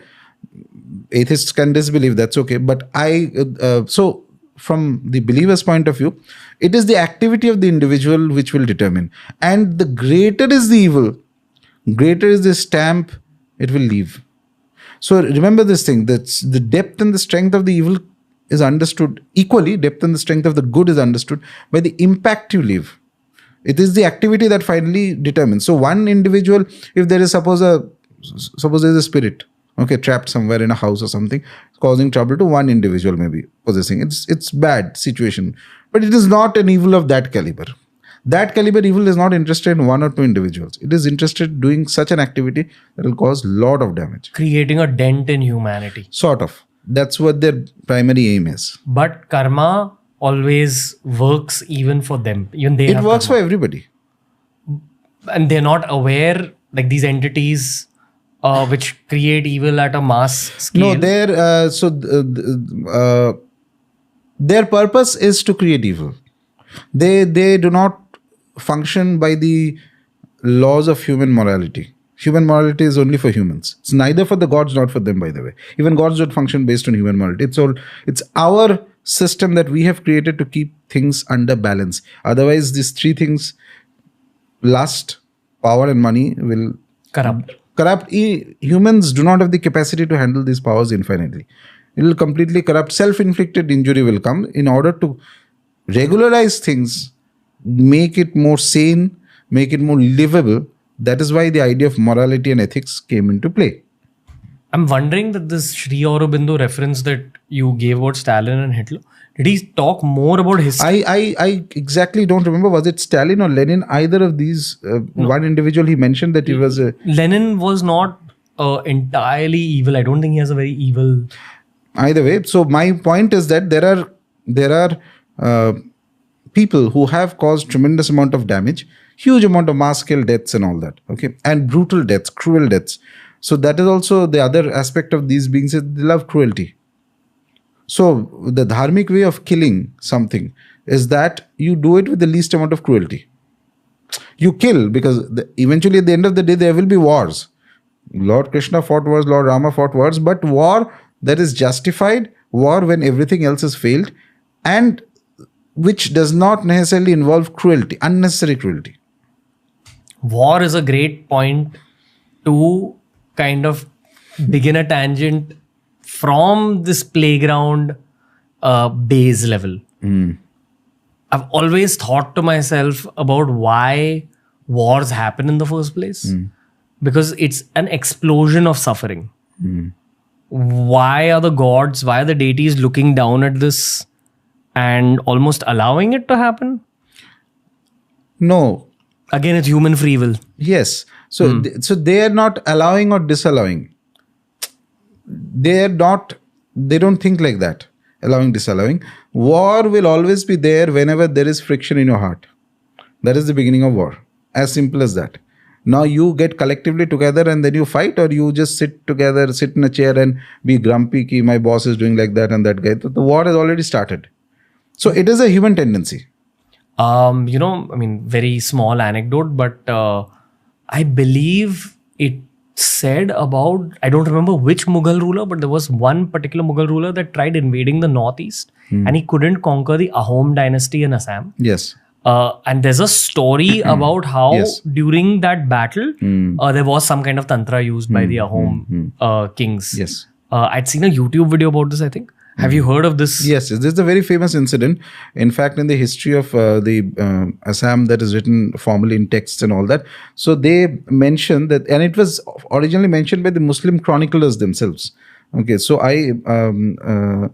in one of the attacks that was done on the Kamrup kingdom there, it's said the Muslim chroniclers believe that what happened is overnight the attack happened, and the next day they found that the horses were there and the men were not there. It's like 100,000 people vanished or something like that. It created such a fear psychosis for a long time. Aurangzeb could not even gather an army to attack, because they used to say that how will you fight something that you cannot see? Okay, to attack the yes, definitely there was so the whole point, one of the things in Tantra Shastra, there are these prayogas that are mentioned. All texts of tantras will mention application of the power. If you have power, how do you know that you are powerful if you don't apply it? Just claiming that I am powerful is useless. You have to show to the world. As I said, it's the world who will judge. Your statements are meaningless. So in Tantra Tantra understands this principle. So every text of Tantra, and I'm not talking the wo 2 rupiya wala market mein milne wala, actual authentic scriptures of Tantra of any deity will always mention the prayogas at the end. What prayogas can be done. The reason is discrimination is yours, ethics is yours, but suppose you need to apply it. Suppose your community is in threat, your country is in threat, your life is in threat, then you are at free will. Nature allows you that liberty to use those vidyas to protect yourself so far as possible. What do you think was used in that particular battle? I don't know, but I can assume that during those eras, places like Kamakhya, specifically Kamakhya, was far more intense. Now the people are gathering and all that, so a lot of people come. Even texts which are, say, 100 years old on Kamakhya, descriptions of pilgrims and all that. So there is to be this fear, and they would say that, if you go up the hill, make sure you come down before nightfall. Don't stay there too long, because there are various mysterious powers there. These places now are becoming more common. That a lot of people go there. It's not easy to explain to them what this is, but remember that for centuries there is to be a certain degree of reverence, also fear, with respect to the Kamakhya Pitha and the Nilachal Parvat, the mountain that is there on which Ma Kamakhya's temple is situated. And there are so many stories related to this. There are she's beautiful, she's playful, at the same time she can be very angry also. She's a different type of a deity. So all these things are there. So point is, when do you use what is up to your discrimination. Tantra is the method of accelerating an activity to the point where you attain perfection. Accelerating an activity to the point where you attain perfection. Yes. And that could be anything. You want to slap somebody, slap him so well that, that he doesn't come back to you again. I don't remember who it was, but there was some spiritual person on the show where I'd questioned about my future. And that person said that don't worry, the upasana you're doing is creating so much power that anything you put it towards will be all right. Same logic as what you're saying, that you're generating spiritual power through some practice and then you can channelize it into any action. Yes. Correct. And my point is, this is a specificity of Tantra, by the way. So other paths do not delve into prayogas. So their idea is that you are only spiritual, you do the spiritual activities and you transcend to the higher realms. Tantra, see, to make it very simple, the other spiritual paths consider certain qualities as very divine. Say love is divine, peace is divine, tranquility is divine, detachment is divine. All these things are divine, right? It's very nice. Tantra says all these are divine. Additionally, power is also divine. Ooh. Power, the source of all power is Mahashakti. She is the one who governs the power. She is the divine, governs all power. She is personified as Devi. So now when power comes into the equation, so your idea is that through sadhana you acquire, if you're a right-minded upasaka, if you're an upasaka, so you're not one of those, Baba types sitting and doing jharphuk wala. If you're an upasaka, your aim is to reach the highest power. And there is, if you have an allergy to the word power, then Tantra Sadhana is not for you in the first place at all. You must be brave enough for that. You must understand that, no, you have to take that power. Without power, your movement upwards will not happen. As simple as that. Well, movement upwards is again another great point I wanted to bring forth. We spoke about this world around us as a playground. So now there are children playing the playground, which is all of us. Atheists, murderers, everybody, warlords, saints, good people, podcasters. Everyone's in this fishbowl, business people, whatever.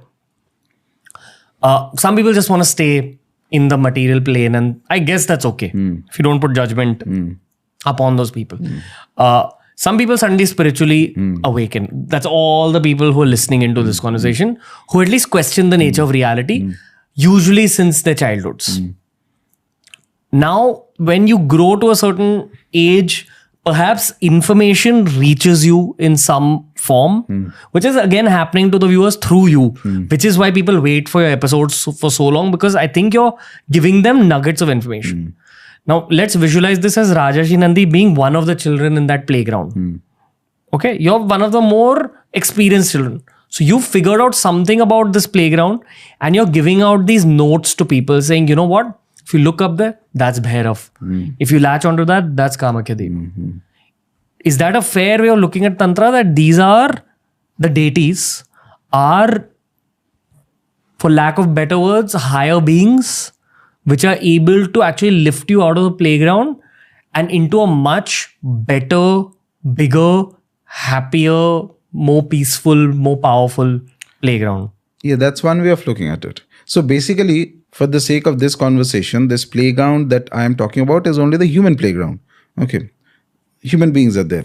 But, so they live in a different realm. If you worship them, what you attain is a closeness to them, and eventually you will start reflecting their qualities, and eventually you will transcend the so these, when I say that lust, power and money are the three things that corrupt, the problem with this is unrestricted amount of this is that eventually, and it is seen through thousands of years of experience across religions, philosophers, etc., they will lead to suffering. Okay, so at some point, while you enjoy the high, then the low will come, the suffering will happen. So the whole problem of this, of religion and philosophy, came with the understanding, how do I transcend suffering completely? That I may never, ever suffer, physically, mentally, emotionally, spiritually, anyway. Because being in that playground will make you suffer. Go through suffering. So this is Mrityu Loka. If at all, even if you have never suffered, the moment of death you will suffer. There is going to be some amount of pain in death. Okay. So this is the way it is. It is how it is. Right. So the reason you do upasana of the devatas is primarily because by doing so, eventually for the right person, you can transcend these qualities which make you suffer, and you become a reflection of the deity. Deities don't suffer these things. They are beyond, they are at a level that they do not suffer these things at all. And they have been there for thousands and God knows when, and they will always be there. Do they suffer from anything? I don't know. I don't think they suffer from anything. I think they are, from our perspective, eternal. Okay. I won't take the name of the deity unless you wish to. But you said that X deity was relegated to become a Kshetrapal. No, it's okay. Bhairava was relegated to become a Kshetrapal. Yes. Relegated in sports terms means you finish at the bottom of the league, therefore you go to the lower league. Okay, so this is basically that when the peak Bhairava Upasana used to happen in Kashmir and other places, after that fall happened, so Bhairava's role in the other sampradayas was that of a Kshetrapala. As well as in the Tantra Sampradaya, his role is that of the peripheral guardian of the path. To some degree, he will also help in the being a guru of the path, and also at times as a consort of the path. But primarily the upasana is happening of Devi. The focus was not on Bhairava. So Bhairava is on the sidelines. in the tantric path, more or less. The peak Bhairava Upasana used to happen around, I think, 13th, 14th century, maybe 13th century. After that, it kept falling, and it kind of relegated. It relegated means it. What I mean is specifically, it kind of sort of shifted towards more large part of folklore, large part of colloquialism in there, not necessarily based on complete shastras. Some places, yes, but not so much. He was never, almost rarely ever the primary devata. Unlike Shiva, unlike Devi. Shiva. Yes, that's what I mean. Okay. There's a statement that you keep repeating on the show and offline, which is that Bhairava is waking up again. Yes. There's a couple of questions. One, why was he asleep? Because, I mean, it could be argued that during the invasions, many Bhairav temples were destroyed. Therefore, there weren't that many people practicing Bhairav worship in the first place. But a more metaphysical way of looking at it is the deity is much more powerful than even war and warlords. So was it the deity's will to go to sleep for some time? So that is a question where we cannot have a definite answer. We can speculate at best, okay? Because nobody really knows fully the mind of the deity. But deities can, and very often do, they may withdraw themselves from playing in the world for some period of time. The moment a deity withdraws himself or herself, what you will see is that experiences related to the deity will suddenly reduce. Great souls who are upasakas of the deity will stop getting born. That's one of the things that will happen. In fact, the average person's connection to the deity is very minor. Average human being doesn't understand deities too much, to be honest. Overall idea you have that I am born into Hindu family, so I know this is Hanumanji, this is Ma Durga and all that is there. But you really start connecting when there is at least one individual who has attained to some degree of contact with the deity. You follow that individual, through that individual you connect to the energy of the deity. This is a very standard practice across India. Okay. In Tarapet, for example, right now it's a very popular place in Bengal. A lot of people go there. Tarapet really became very famous after the birth and the life of Bhamakhepa. Bhamakhepa was a Siddha Purusha who used to remain in the cremation ground, who was like a child of Matara. Okay. So Matara was always there. Those who have to do the upasana, they used to go at one point. But the kind of fame that it has acquired right now is entirely because there was a Siddha who had attained perfection in the upasana of Matara. So this is what happens in the world also. So when a deity withdraws himself or herself, he makes sure that great Siddhas, individualistic one too may be there, but somebody who can awaken masses is not going to get born, who's connected to that deity, because he or she stops sending his energy, to put it in a very normal way of conversation. So obviously even now there are certain deities that are dormant. Yes. Many? Perhaps many. Perhaps there are deities who have never been active in the world of human beings. Oh, okay. They don't like interacting with humans. I'd actually bought a book on witchcraft just out of interest, and it was about worldwide witchcraft. Okay. The moment I opened that book, firstly I got, sometimes you can just feel the consciousness of certain books also. How do you feel when you're going through the words, right, etc. I just felt very dark reading that book, so I didn't go through it completely, but I read the chapter on deities. It didn't actually have anything written about Hindu deities, but it had a lot written about Mesopotamian deities, Egyptian deities, etc. Like Ra, Anubis. Right. In Mesopotamia, there's Gilgamesh, few more. There are all these names that you've heard. There's Greek deities like Zeus, Hades, all these. Right. Those are perhaps the deities that have chosen to exit the human world. Possible. The other thing is that some of those deities are actually worshipped among us also. Go on. For example, Anubis. So he has the face of a dog. Okay. And he's the one who takes a soul after death through their, I don't remember the terminologies, but they have a kind of a river they have to cross and all that. So he is the deity who has a connection to wolf, jackal, who is a connection to death, who is worshipped by the pharaohs, who's a male deity who takes you across that river of death. This is exactly what Bhairava does. Of all places, why do you think they found out a deity who has the face of a jackal or a dog? It could have been cow, it could have been anything. Because the deity impresses his energy onto the upasakas. These are the seers. These are the rishis we call, okay, of a culture. So deity, this iconography of the devata also comes from the deity. It's not just some artist's random imagination. He inspires the mind. and says that, okay, this is how you look at me. This is the ayudhas, the weapons. This is the vahana. This is the etc. And then there are mantras, and all this gets revealed over time. And then the lesser upasakas like us, we follow those leads that have been given to us. Same way, a devata can appear in multiple cultures at multiple times. He is not tied to A or B culture at all. Most deities, very vast deities of the greatest realms, they're not connected to A or B specific culture. They may make their appearance in other cultures, but with some modification due to the local circumstances and other things, or based on the understanding of that culture, to modify itself. So the playground has a limited number of bosses.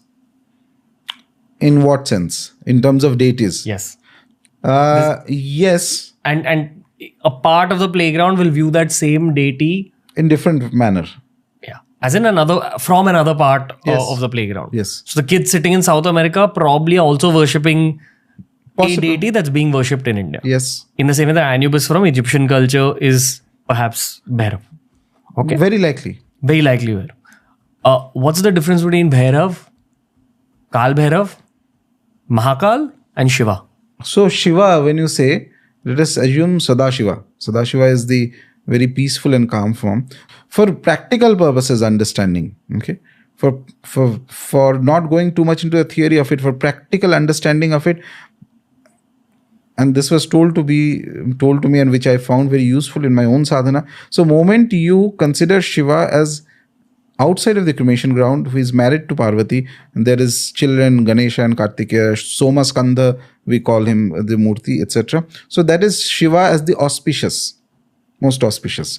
The moment Shiva enters the cremation ground, he becomes Bhairava. He turns his rupa into that of Bhairava. In certain states of great power where it is needed, he turns himself into Bhairava. So Bhairava is not fundamentally different from Shiva. In fact, the Shiva Purana actually mentions this particular sloka that is there, which is, there's no difference between Shiva and Bhairava. It is only the Maya of Shiva that makes you see these two as different. Practically speaking, Bhairava is a more aggressive, intense form of Shiva that has some connection to the cremation grounds. Okay, cremation ground means death. So if Bhairava blesses somebody, he can also ensure what is your manner of death, when will you die, things like that. He has control over all these things. Okay, so that is one. Kala Bhairava is the primary form of Bhairava. Okay, Kala Bhairava is the form of Bhairava who emanated from Shiva. And the first thing that he did was, when did Bhairava come out? Because when the story says that Brahma started saying that he is as good as Shiva. Okay, and then out of the anger of Shiva, Kala Bhairava manifested, and with the nail of his little finger in the left hand, he cuts off Brahma's fifth head. Okay, for that arrogance, because Shiva is beyond Brahma. Then Brahma realizes that this is Shiva's only. Shiva is the supreme. That head of Brahma gets stuck in Kala Bhairava's hand. That is the first Brahma Hatya. Brahma Hatya means killing of a Brahmin. Okay. So Brahmin is, in that specifically era, somebody who leads his life by upasana of the deities, by the rules that is governing the deities, etc.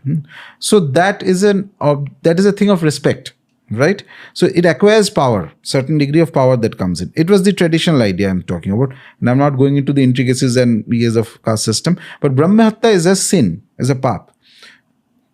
Bhairava is the one who creates the first Brahmahatya, because he destroys the head of Brahma, who's the one who takes the Vedas and who gives the rules of the Vedas, etc., etc. So then it is said that in order that people do not get misguided, because after all, Brahmahatya is a very negative thing, so he takes up a penance. Just to show people, it's a lila, we call it a play. He doesn't need to do it because he's already very high up, but he takes up this penance. Shiva tells him that you go ahead begging with that bowl in your hand. Okay, what is that bowl? That is the skull of Brahma in his hand. So he goes around for 12 years across India and across the world universe. He goes to Vaikuntha. Vishnu is there. Vishnu looks at him and says that you are playing around. You are Shiva only. Okay, why are you doing this lila? things like that. And then Vishnu tells him, go to Kashi. So he enters Kashi. Moment he enters Kashi, that skull of Brahma that was there falls down at a place called Kapal Mochan. Okay. And that is why, and then he resides in Kashi permanently as a guardian of Kashi.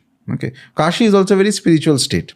So Kala Bhairava basically is a deity who sustains, creates, and who eats away your sins. He can destroy your sins. Wash your karmas. Wash your karmas. When he washes the karmas, sometimes there is a thing it's believed that suppose somebody dies in Kashi, you attain to the liberation completely. Okay, moksha. Liberation will come. But liberation comes due to, before that, there's something known as Bhairava Yatana. Yatana means pain. Bhairava, what he does is that in a very brief period of time, the karmic things that you had to experience across many lifetimes, he will ensure that it is, you undergo that in a very brief span of time, and you finish off your karmas, and then you're free, and then you can be enlightened. He gives that. There's a metaphysical meaning to this. Kashi is also a particular state where it is of intense luminous light and very powerful and beautiful, very deep condition. Bhairava is the one who guards that place. He ensures who can enter and who is fit to enter and who is not fit to enter. Okay. He is a Kshetrapala, no doubt. He guards Kashi, but also he becomes eventually, as Kala Bhairava, there's another aspect. The name Kala is specifically given. He can scare Yama, he can scare death. So death, which is the most transformative and perhaps the most dangerous thing we have, or something that causes fear in everybody, that itself is scared of Bhairava. Which means that Bhairava Upasana eventually, if a person continues, will slowly make you fearless.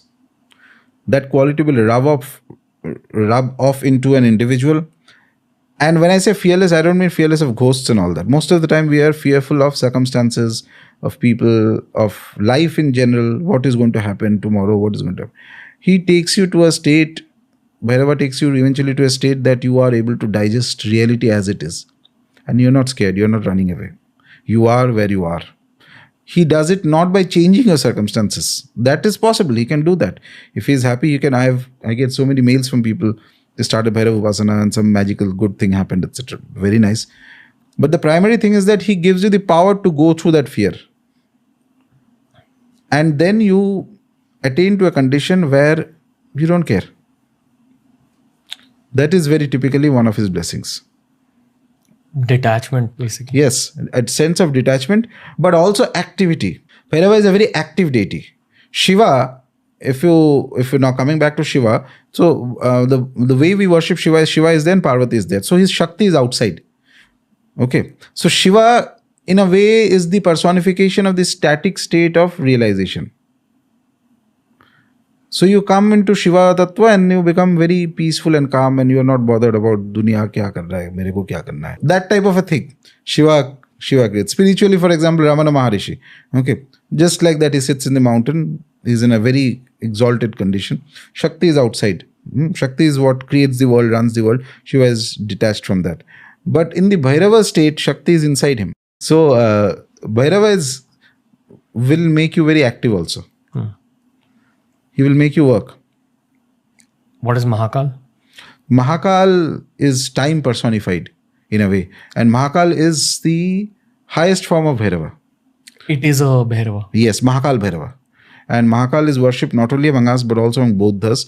And it is perhaps around 11th, 12th century. I was interestingly reading about Mahakal practices among Buddhists. I don't know much about them. But somebody gifted me a very beautiful Mahakal painting. So 11th century, there was a monk, I don't remember his name, who had come to Nalanda and he was meditating on the cremation grounds near that, and he sees, gets an instruction or inspiration from Mahakal, and he takes that Mahakal practices to Tibet, and through him eventually all the schools of Tibetan Buddhism have some or the other Mahakal related practice as a primary guardian deity of the Sampradaya, as a protector of their dharma and things like that. Okay. Chakra Samvara. That is another deity. I think Mahakal is another. Okay. I believe Chakra Samvara is their version of Shiva. because it Okay. resides on Mount Kailash with his wife, who's represented by red and he's represented by blue.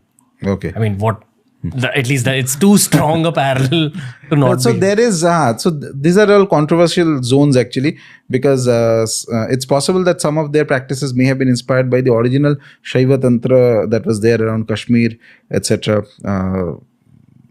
So yeah, there may be similarities even in the Paddhatis, but they do very strong Tantra sadhana. There is no doubt about it. At leaving aside the deities, leaving aside the mantras, etc. Many of the Paddhatis and all that, which whatever I've read from the internet, of course, I have no direct experience of them, is definitely very hardcore Tantra sadhana. Paddhati is? Paddhati is method of sadhana. Okay. So Mahakal goes there. In India also Mahakal is there, Ujjain Mahakal is there, but the Mahakal practices here were more confined to the Aghori Sampradayas. Very less was done in its proper hardcore manner among the average Upasakas. There are two ways in which people can approach Mahakal. One is through the Tantra Marga, where Mahakal Bhairava is the consort of Dakshina Kali. Okay. In this krama, the only being that is more intense than Mahakal is Kali.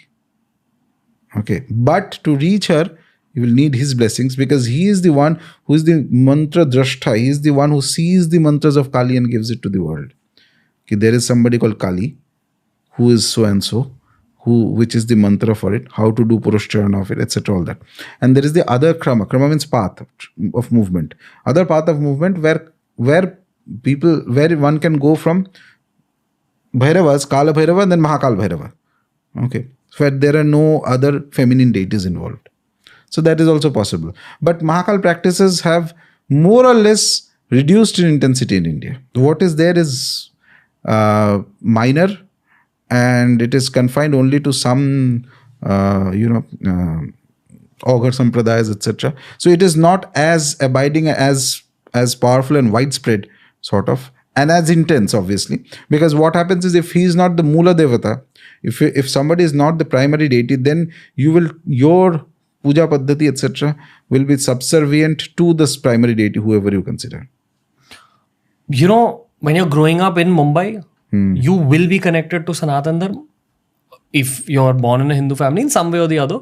But it's not the version of Sanatan Dharma you often see in, say, Banaras or Punjab or wherever. Like here, it's a lot about Ganpati worship. Like, so you see a lot of Ganesh ji. Like the first time I heard the word Mahakal was actually the Virat Kohli video where he goes, Jai Mahakal. Jai Mahakal, acha. Now, one way of looking at the situation is on a surface level, that, Virat Kohli went to Ujjain's Mahakal and said Jai Mahakal. A deeper way of looking at it is, this is the country's biggest icon and it's one of the world's biggest icons. He's saying something related to religion. He had a very important life event in this particular temple, and eventually one day, hopefully 100 years into the future, Virat Kohli is going to pass away. And 100 years after that, not too many people will even remember him, who's possibly the most famous Indian right now. That is what Mahakal is. But Mahakal chose this one icon to be able to say his name in terms of Jai Mahakal. It taught me, as a guy in Mumbai who's never heard of Mahakal, it taught me about Mahakal.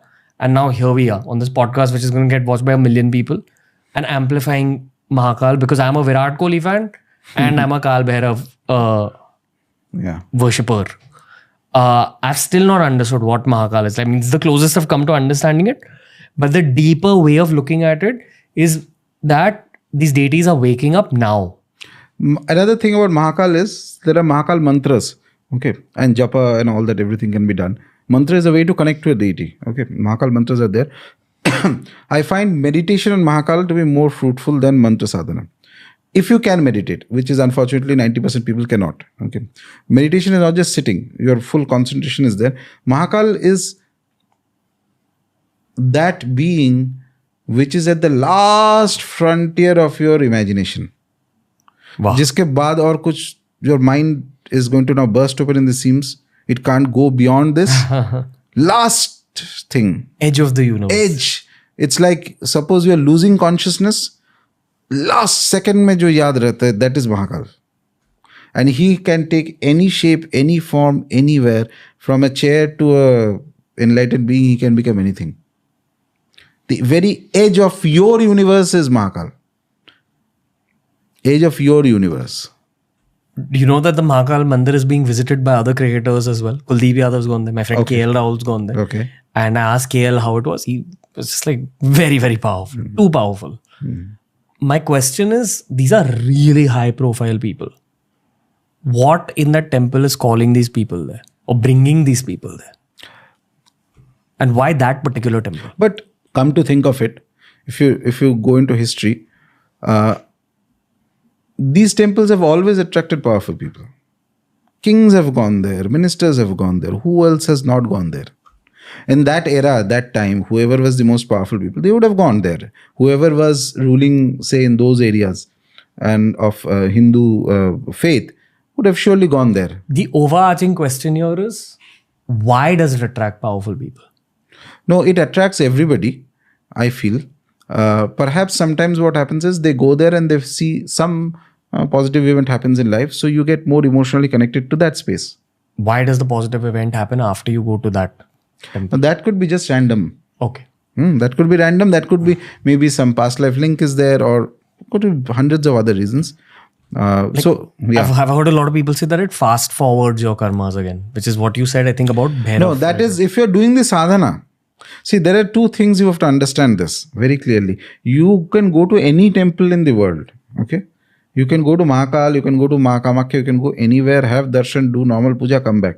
That is one thing. Everybody is allowed to do all that. The moment you do sadhana, that is when your karmas are going to burn. That is when the deity's attitude towards you will change completely. Okay. I'm genuinely not trying to make this an egoistic conversation and talk about just me here, but it's one of the easiest ways to explain thoughts better. You know that I'm grateful towards you for introducing me to whatever little sadhana that you've introduced me to. And the sadhana that I'm practicing is exactly what is available on your YouTube channel. In that one video, you've just mentioned a few things. Yes. You've in fact told me to do a step which I've not yet done because somewhere internally I don't feel ready for that step. Can I say it? No, it's okay. We'll say it later. Okay. Not here. Okay. Basically what I'm doing right now is I have a mala given to me by our common friend, dear friend Bhavesh Bhai, Bhavesh Yug. Yes. He got me a mala from Rishikesh. Okay. And I'm just doing an Om Bhairavaya Namah chanting on it. Right. My Anushtan with the deity is one mala a day. But I ensure it goes up to 5 because I don't know, my natural aggression has made its way to the sadhana probably. And on days I take it to 10. There are occasional days where I take it to like 20 sometimes. But 5 is usually what happens. So this practice that I'm doing, could it be argued that when a human is doing this kind of a practice, is it more powerful than just visiting a temple? Or equal? Or comparable? So it's about what is your aim. What is your aim? So an upasaka's aim, sadhak's aim is to transform himself. Person who is going to the temple normally is not going to transform himself. He is going there to have darshan, pray, मुझे ये चाहिए वो चाहिए, थोड़ा दर्शन करके आ गया, पानी चढ़ा के आ गया, सब ठीक है अपनी जगह पे. Sadhana changes the perspective. You are trying to change yourself, and immediately the deity will also change the perspective towards you. I used to tell some people whom I guide, I used to tell them specifically to bring a reference to Ma Tara, for example. So we have Tarapit and we have many other places. So it is wonderful to visit Tarapit. Anybody can visit any time. Kabhi bhi chale jao, it's wonderful. You have a terrific darshan. Brilliant. Terrific.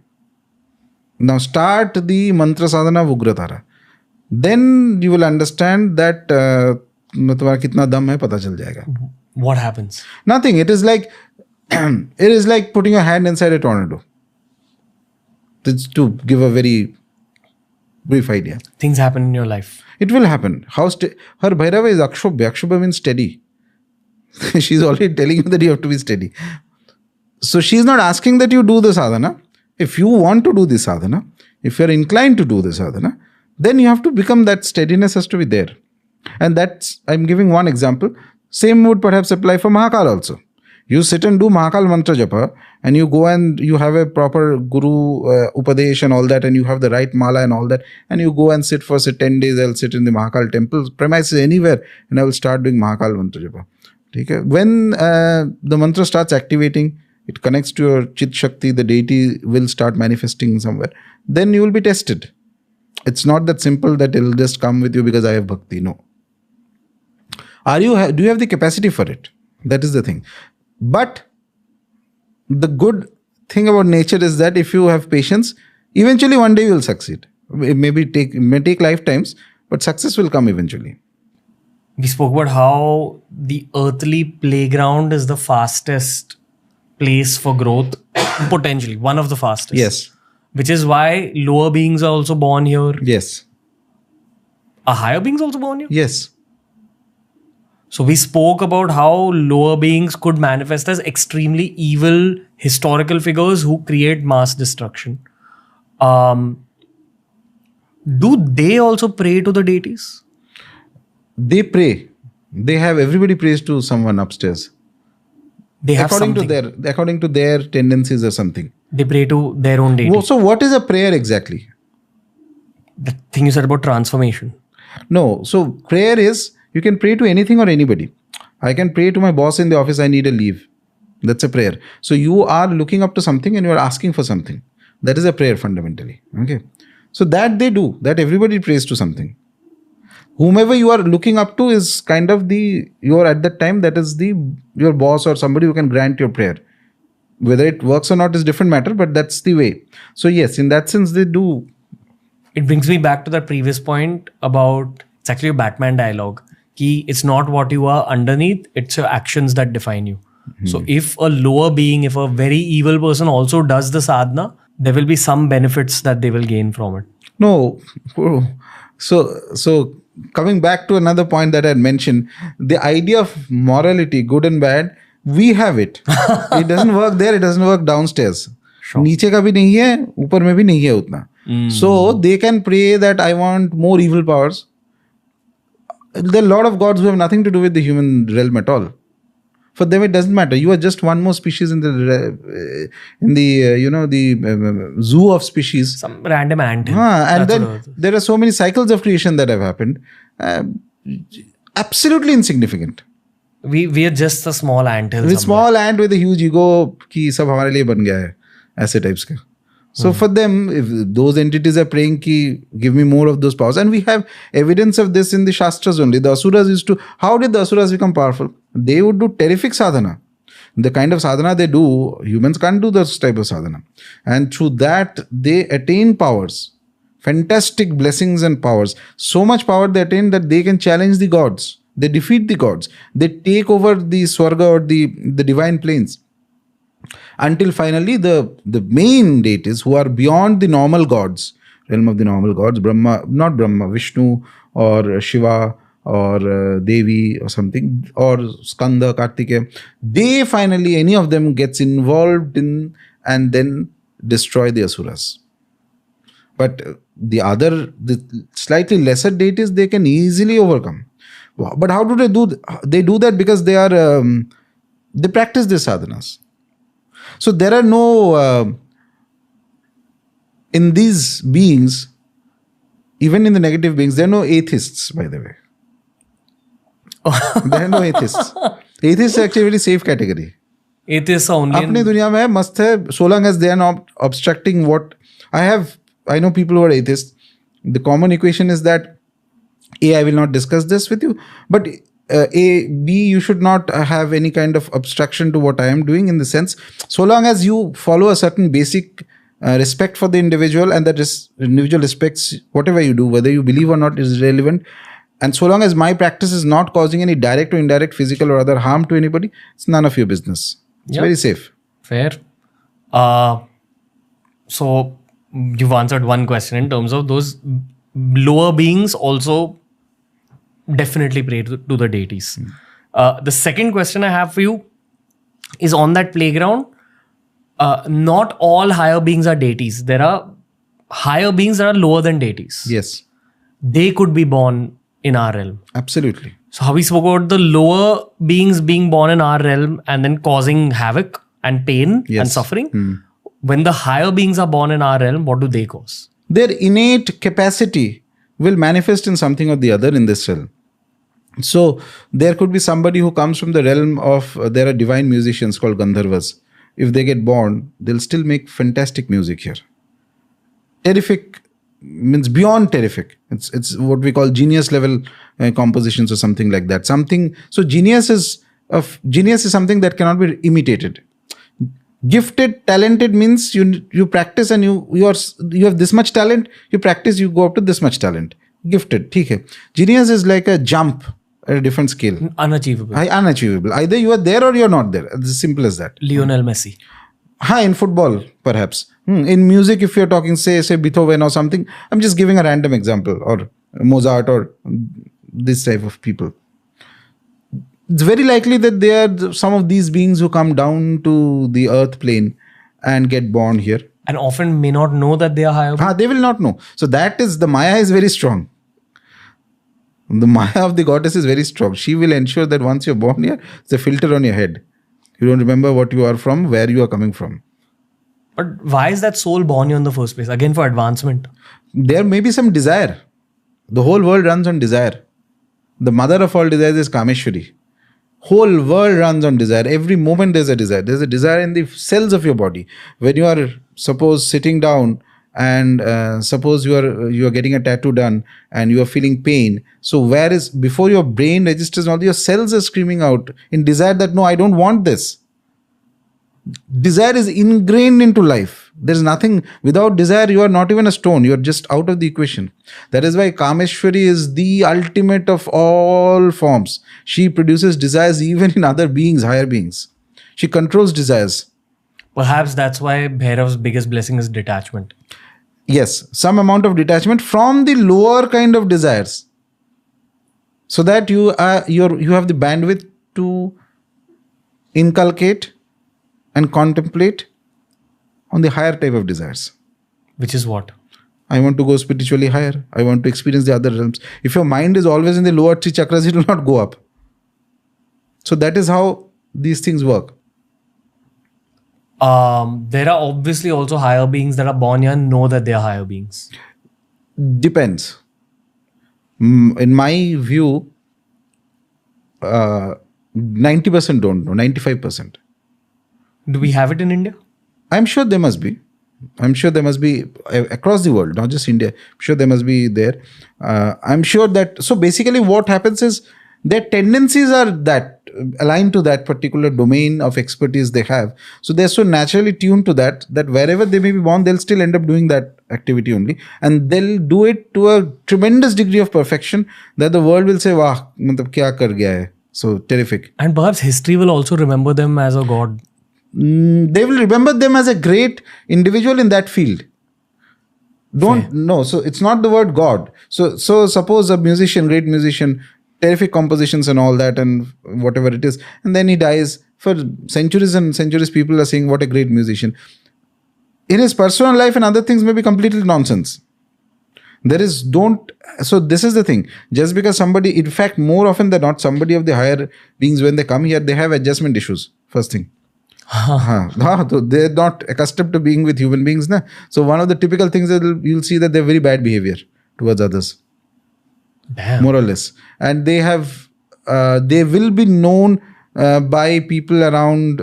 So this is not always, but this is largely either rude or arrogant or somebody who has perhaps suffering from some kind of range of mental disorder or some behavioral issues or this, that, etc. Can't relate to people, or maybe completely a loner, or may end up having innumerable relationships or something like that. So, a person who is a complete loner, cut off, and who has innumerable relationships, both are somewhere internally there is a loneliness in both cases. They're both looking for something and not finding it. Okay, so these beings, if they're born suddenly, it's like that somebody who lives in a country and suddenly is transplanted into another country, there's an adjustment issue that can happen. I mean, let's go back to the era when there was no television. So you don't know what is America, kuch pata nahi hai. Suppose you go from here to there. it's natural that you will have some days of the way they dress, where they speak, where they eat, or things like that. You don't know anything, zero knowledge. Suddenly, you may not like it also, and very often they do not even lead very happy lives. But the talent is so crazy level, so absolute level of talent. It's ingrained in them. They may or may not be happy, but they'll still produce absolute masterpieces. Comment down below. Who are your picks of higher beings reborn in our earthly realm? I've just got an intuition to stop this episode now. All right. Thank you, sir. Yeah. Fun first conversation after ages. I was looking forward to this one. But now that we've hit this flow, we're going to go deeper. Okay. I want to give a shout out to you again for also being part of Level Supermind. Thank you, sir. Like that whole app has been made with our heart. Right. And every time I'm recording any of those meditations, I truly put my heart and soul in. So I'm just glad that you're also present on the app. And I hope you had a good experience. Yes, and I hope that a lot of people actually do the Bhairava meditations and it benefits them spiritually. Yeah. I want to talk in the next episode about this overall rise of consciousness of Bhairava. Yes. That's a topic that we've not unlocked. Correct. So we'll head into that. Fantastic.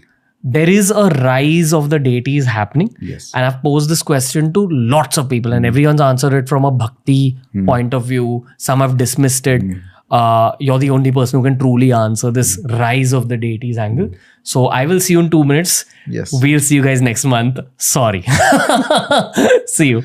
Ladies and gentlemen, that was the episode. 1 out of 4 epic episodes has now been uploaded. That's what you just saw. What I will tell you is that it kept becoming more and more intense as we kept recording. The 2nd, 3rd and 4th episodes got even heavier, even more complex. So I can't wait to release them honestly, but we'll be releasing them slowly. What I will tell you again is that if you want more of Rajarshi Nandy, make sure you head over to Level Supermind. There is only a certain amount of guidance and mentoring that you can receive from these knowledge bombs that we create on the Ranveer Show. But if you truly want to imbibe the real knowledge of Tantra, you have to begin some kind of practices yourself. At least begin with some basic meditations related to the world of Tantra. You're going to be able to find them on this collaboration over on Level Supermind. Make sure you download it. The links are given down below. All I'll say is that an epic lineup of podcasts is coming at you on this YouTube channel through the Ranveer Show. Ranveer will be back soon. The team will be back soon. And you know it. Rajarshi Nandy is going to come back for another 3 epic episodes of this epic Tantra series.